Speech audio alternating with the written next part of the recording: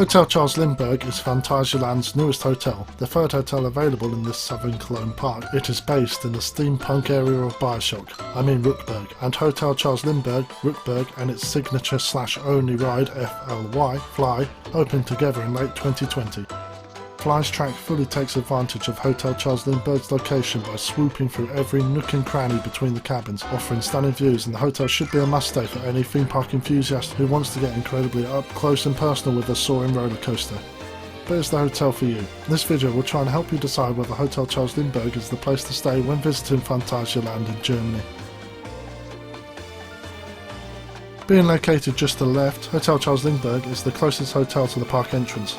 However, this is of relative insignificance on entering the park, as all three hotels have hotel park entrances for guests. But it is the shortest walk from the shuttle bus if coming to the park from train with heavy luggage, which is a small plus. When entering the complex, make sure you push the right hand door, as the left one only seems to be for show and is locked. Once in, you are greeted by a cramped and narrow corridor. Expose the elements through the holes in the walls, allowing both the light and the wind in. Brace yourself, as this is a sign for things to come. The hotel reception is to your left and is also a cramped area. When we went, it was too small for the amount of hotel guests checking in and out, which can lead to frustrating wait times. Although when being served, the receptionists are very friendly and attentive, and all the staff we met around the complex loved their jobs and spoke highly of the area, which is a sign of a good employer.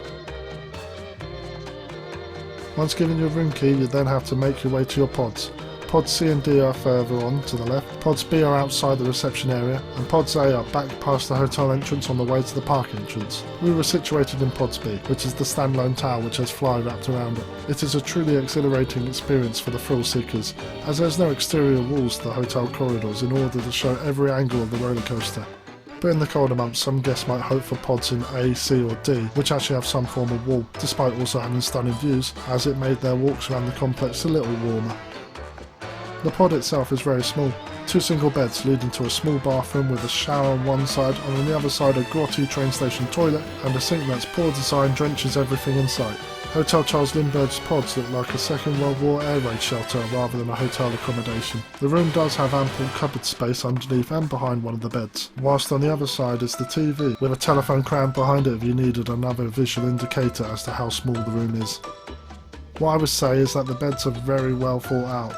Both of them have plug sockets near the pillows, as well as a shelf that runs alongside the bed, allowing you to put your personal or required items within an arm's reach of you when in bed. The thermostat, which is your friend in this tiny room, is also located next to the light switch near one of the bed's pillows. This was also one of the best night's sleeps I've ever had in a theme park hotel, so go figure.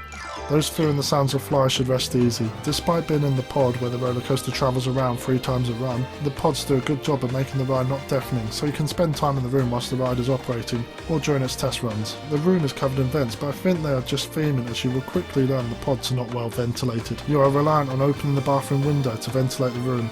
This might not help, as the Rookburgh area has this weird smell. When experienced in Fly, the tunnel after Fly station, where the riders are rotated from sitting to receiving doggy position, has one of the worst smells on a theme park ride. A sulphuric egg smell so nauseating that it tries to make you throw up before the ride even properly starts. This smell will occasionally randomly enter your pod at night, making it almost impossible to get rid of it, unless it decides to leave by itself. Great fun. It's not all bad smells at Hotel Charles Lindbergh though.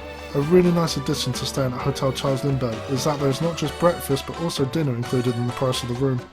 The Earthwork Restaurant and Bar 1919 are located at the bottom of where pods C and D are. Earthwork is where you have both your breakfast and dinner, and is a small dining area that at times felt a little claustrophobic, but offered a nice 3-course menu as well as swinging seats that you can have as much fun as you want to flying around your table.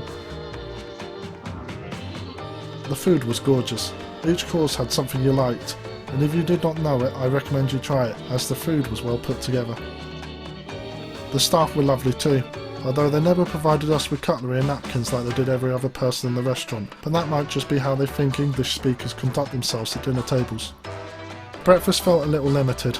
If you have ever stayed at either Lingbao or Mantamba at Phantasialand, breakfast can be a very eventful time with loads of varieties of food to choose from, but Uhrwerk's breakfast was a very basic German one. It is a little sad, and it might be because the restaurant was small, but I do hope they expand on the breakfast options in the future.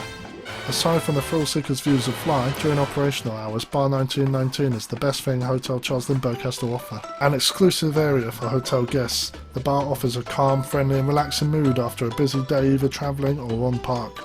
It is the best bar available to anyone at Phantasialand, with its offers of shots, fish bowls, tasting menus, as well as a dartboard and snooker table. Hotel Charles Lindbergh gives hotel guest stayers the additional bonus of exploring the new Rookburgh area.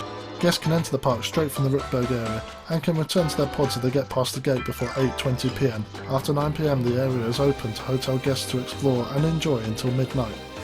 The area is gorgeous, a well thought themed area. Phantasialand has put a lot of faith behind the successful Fly of the Kona Flying Dutchman, as the area fits no other rides, just a shop, cafe, Uhrwerk, toilets and Fly.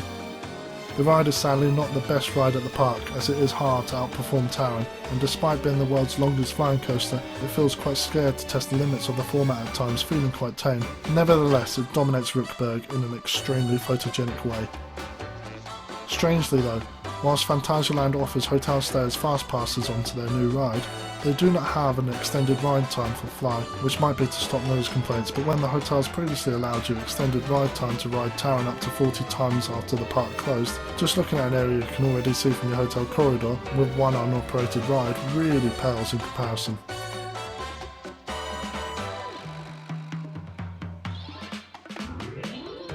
To summarise, Hotel Charles Lindbergh is a mixed bag. Whilst visually stunning with comfortable beds and incredibly lovely staff, the practicality and the offers in place can be improved on.